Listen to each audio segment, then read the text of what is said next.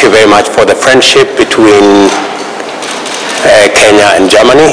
As you have said correctly, Germany was the first country to recognize the independence of Kenya, and ever since, the relationship has never been the same again. We have grown that relationship by leaps and bounds. Today, we are proud that we will be celebrating 60 years of German-Kenyan relations, and I welcome you, Chancellor, to Nairobi for this celebration. My various meetings in Berlin have borne fruit. I have had a conversation this morning in the Berlin Energy Transition Dialogue, where we are sharing ideas on how, as humanity, we should deal with the existential threat that faces us coming from climate change. I am happy that Kenya and Germany share ideas on the strategy on how to combat and deal with climate change. I did make to Chancellor the offer of Kenyan geothermal, hydro, wind, and solar resources that we can partner to unlock the tremendous potential that exists in the African continent and in Kenya in particular, by combining German technology and resources with our geothermal energy resources to build a win-win outcome, not just for Germany and Kenya, but also for Africa and Europe.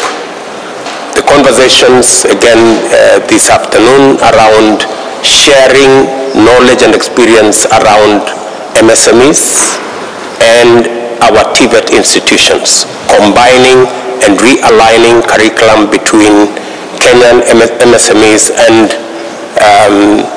technical and vocational training institutions, so that we can train at the same level our skilled, semi-skilled, and other levels of labor, understanding that labor is now a mobile asset around the globe.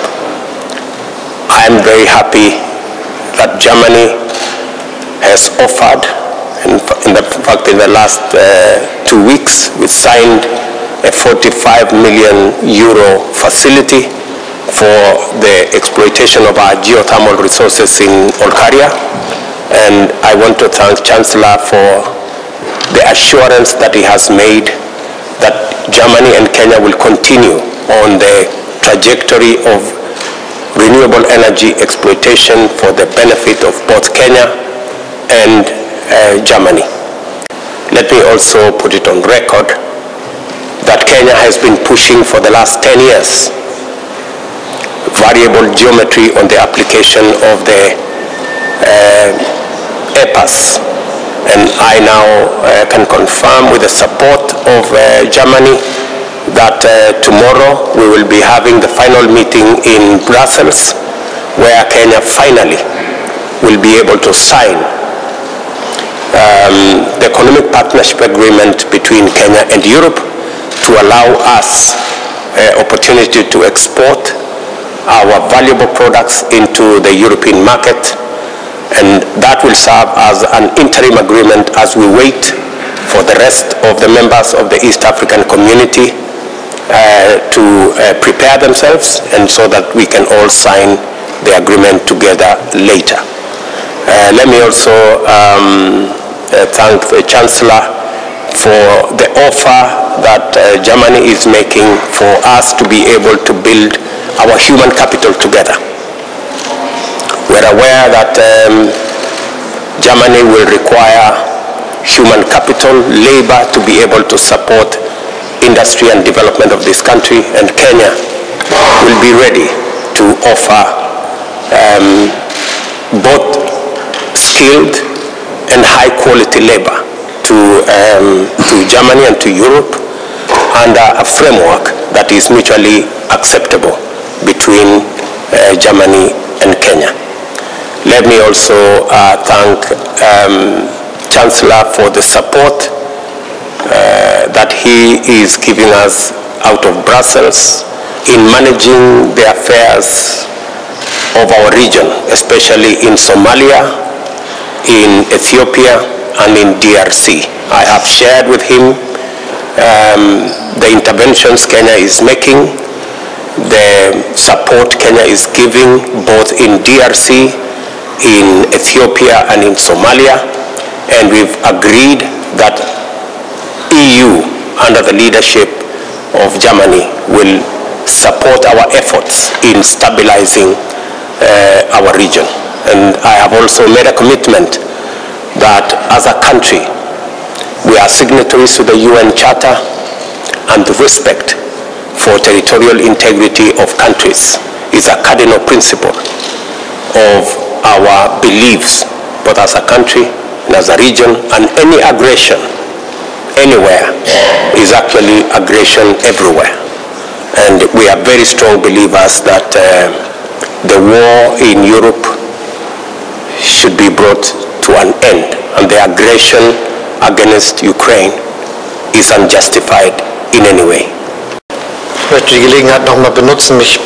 I would like to use this opportunity to thank the President for the very clear stance that Kenya has taken with regard to Russia's war of aggression on Ukraine and against Ukraine. This is indeed a very clear and a very courageous stance of importance for the security of the world.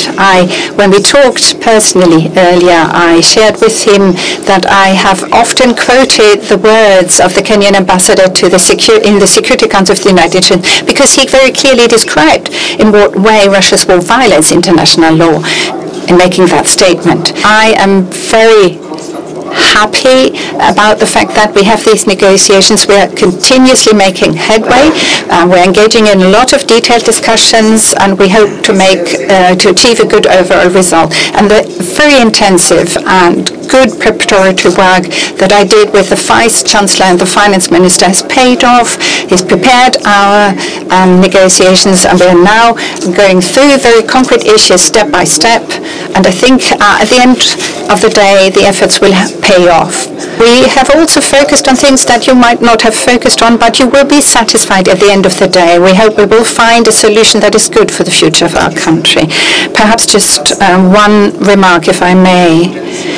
It is about modernizing our country in the 21st century in the face of immense challenges at a global level. In a world that continues to grow together, that will soon have more than 10 billion inhabitants, where we'll have many important countries in Asia, in Africa, in South of America, not only the classical countries of the North, and thus it is important that we do things right in order to help us organize progress. It is about digitization, it's about standing up to man-made climate change, and it is about responding at the requisite speed as is in line and appropriate for the biggest economy in Europe. It's important when you want to be an industrial country that is driving change and trade in the world, whilst at the same time carefully using the resources we have. And it's of course also about the speed with which Germany develops, enhancing the speed in introducing the matters we intend to do, not only with regard to renewables being used to a great extent. It's also about setting up the necessary infrastructures more quickly in order to have the infrastructure we need for the future. So the effort will pay off. I can assure you of that.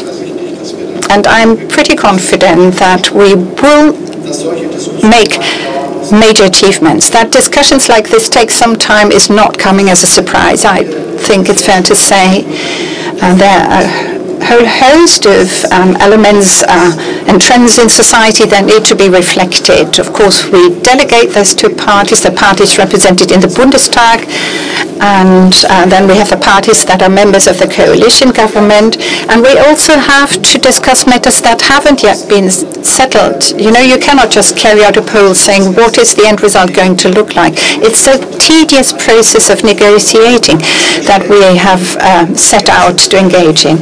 This is representative for the society as a whole on the pathway to a successful modern economy, and this is what is at stake. Kenya is a democratic country, and our democratic credentials stand out in the African continent. We had the most transparent, the best election acclaimed by all the observers, whether EU, whether Africa Union, whether USAID, and all the actors that were present in that election. What is going on in Kenya is the usual challenges of democracy, where people want to challenge the rule of law. My position as president is that the property, the lives, the businesses of everybody, Kenyans and foreigners, will be protected by the government of Kenya.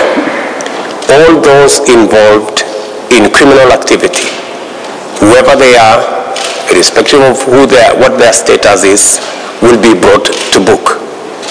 It is unthinkable for any government to participate in the destruction of property of citizens. I want to tell you, as I tell Kenyans and members of the global community, that the government of Kenya will make sure that the property and lives of all Kenyans, including our visitors, will be protected, and those involved in criminal activity, including the invasions, will be brought to book. I want to tell you that we have no exceptions on respect for the rule of law, and we also don't have exceptions on protection of property or lives. Everybody must respect the rule of law, and everybody is entitled to the protection of their property and of their assets and of their lives by the government of Kenya.